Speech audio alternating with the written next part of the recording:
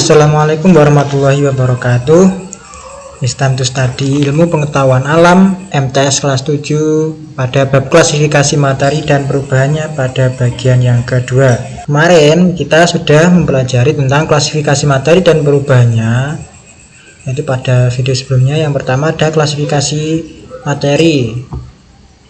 Nah, pada mengklasifikasikan materi ada dua. Yang pertama klasifikasi materi, yang kedua unsur senyawa dan campuran. Selanjutnya yang kedua adalah pemisahan campuran. Ada filtrasi, sentrifugasi, distilasi, kromatografi, dan sublimasi. Yang ketiga ada perubahan fisika dan perubahan kimia pada perubahan materi. Nah, pada video kali ini kita akan membahas kedua dan ketiga ini, pemisahan campuran dan perubahan materi. Pemisahan campuran. Nah, seperti yang sudah kita ketahui bahwa campuran terdiri atas dua zat atau lebih pada pertemuan sebelumnya. Zat-zat dalam campuran tersebut dapat dipisahkan dengan cara fisika. Nah, yang pertama bagaimana cara memisahkan campuran? Yang pertama ada cara filtrasi. Apa sih filtrasi? Yaitu penyaringan. Yang kedua ada sentrifugasi. Yang ketiga ada distilasi atau penyulingan. Yang keempat ada kromatografi. Yang kelima sublimasi. Nah, cara-cara memisahkan campuran. Yang pertama ada filtrasi atau penyaringan. Filtrasi atau penyaringan adalah metode yang memisahkan campuran yang digunakan untuk memisahkan cairan dan padatan yang tidak larut berdasarkan pada perbedaan ukuran partikel zat yang bercampur. Filtrasi ini merupakan salah satu metode pemisah yang sederhana yang sering digunakan. Prinsip kerjanya yaitu penyaringan dilakukan untuk memisahkan zat. Nah, di sini zatnya, zat atau campuran. Nah, ini campurannya di sini. Prinsip kerjanya penyaringan bisa didasarkan pada perbedaan ukuran partikel zat-zat yang bercampur, umumnya untuk memisahkan padatan dari cairan. Alat utama yang digunakan dalam penyaringan adalah penyaring berbahan berpori yang dapat dilalui partikel-partikel kecil, tapi menahan partikel yang lebih besar. Jadi nanti akan terpisah antara partikel yang lebih besar dan partikel yang lebih kecil. Prinsip kerjanya seperti ini. Jadi semisal contohnya adalah ketika penyaringan air yang keruh bercampur dengan lumpur misalnya, nanti disaring menggunakan saringan. Nah, hasilnya nanti tetesnya adalah air yang sudah berupa jernih. Yang kedua ada sentrifugasi. Sentrifugasi adalah proses yang memanfaatkan gaya sentrifugal atau memutar untuk sedimentasi campuran dengan menggunakan mesin sentrifuga atau pemusing. Metode jenis ini sering dilakukan sebagai pengganti filtrasi jika partikel padatan yang terdapat dalam campuran memiliki ukuran yang sangat halus dan jumlah campurannya lebih sedikit. Metode sentrifugasi digunakan secara luas untuk memisahkan sel-sel darah merah seperti ini contohnya pada ini.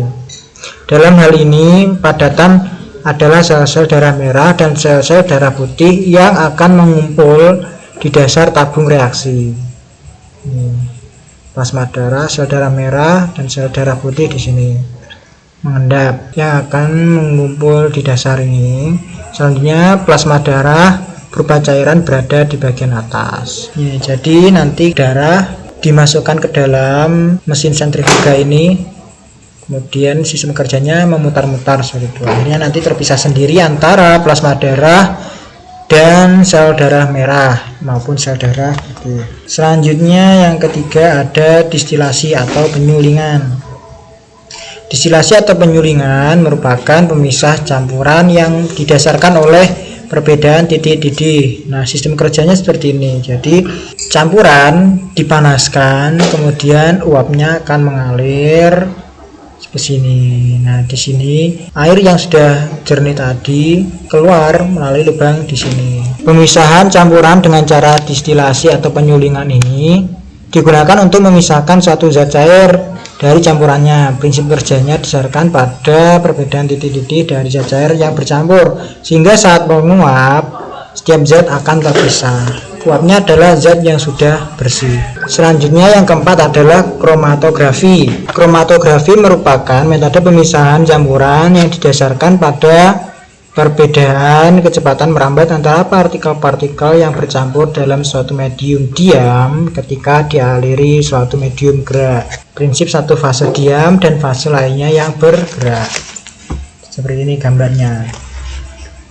Metode pemisahan dengan cara kromatografi digunakan secara luas dalam berbagai kegiatan. Di antaranya untuk memisahkan berbagai zat warna dan tes urin seperti tes urin untuk seseorang yang dicurigai menggunakan obat terlarang, atau seorang atlet yang dicurigai menggunakan doping. Di dalam dunia kesehatan penerapannya. Selanjutnya yang kelima adalah sublimasi. Sublimasi adalah pemisahan campuran titik-titik yang berbeda dengan cara menyublim. Prinsip kerja metode pemisahan campuran dengan cara sublimasi didasarkan pada campuran zat yang memiliki suatu zat yang dapat menyublim. Hampir sama dengan menyublim. Contohnya seperti ini. Selanjutnya yang ketiga yaitu perubahan materi. Benda-benda yang dapat mengalami perubahan. Benda-benda yang kita kenal dalam kehidupan sehari-hari seringkali mengalami perubahan. Nah, perubahan tersebut ada yang bersifat secara langsung, dapat diamati, namun ada juga yang memerlukan waktu lama untuk pengamatannya. Contoh seperti ini. Contoh ini adalah kertas yang dibakar. Nah, di sini kan ketika kertas dibakar langsung berubah wujudnya, materinya langsung dari kertas menjadi abu. Kemudian sedangkan yang besi ini dari besi menjadi karatan yang membutuhkan waktu yang lama. Sebelum lebih jauh membahas tentang perubahan materi, kamu perlu mengetahui sifat-sifat zat terlebih dahulu. Sifat benda sangat penting diketahui untuk membedakan perubahan-perubahan yang terjadi pada benda tersebut. Sifat benda-benda secara garis besar dibedakan menjadi dua. Yang pertama, perubahan fisika dan perubahan kimia. Kalau perubahan fisika adalah perubahan zat yang tidak disertai dengan terbentuknya zat baru. Sedangkan perubahan kimia adalah perubahan zat yang dapat menghasilkan atau membentuk zat baru dengan sifat kimia yang berbeda dengan zat asalnya. Contohnya seperti ini. Benda-benda yang dapat mengalami perubahan. Nah, ketika beras diubah menjadi tepung beras.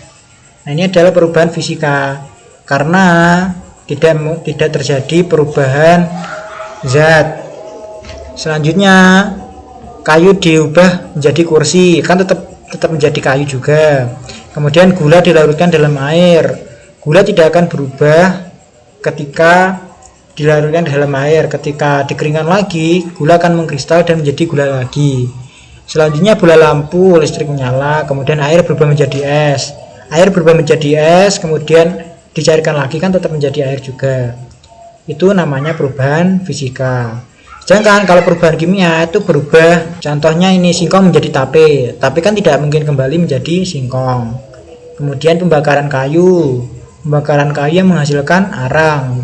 Kayu yang sudah dibakar tidak akan bisa kembali menjadi kayu. Kemudian makanan basi sudah tidak bisa dikonsumsi lagi karena sudah berubah wujud, berubah zat. Selanjutnya susu diubah menjadi keju. Susu yang diubah menjadi keju itu mengalami fermentasi yang mana sudah berubah wujud, bukan susu lagi. Kemudian penkaratan besi yang sudah berkarat akan berubah wujudnya.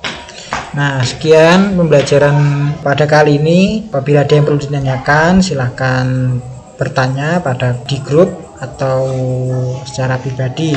Kelas pembelajaran hari ini, apabila ada kesalahan dari saya, mohon maaf. See you next time. Wassalamualaikum warahmatullahi wabarakatuh.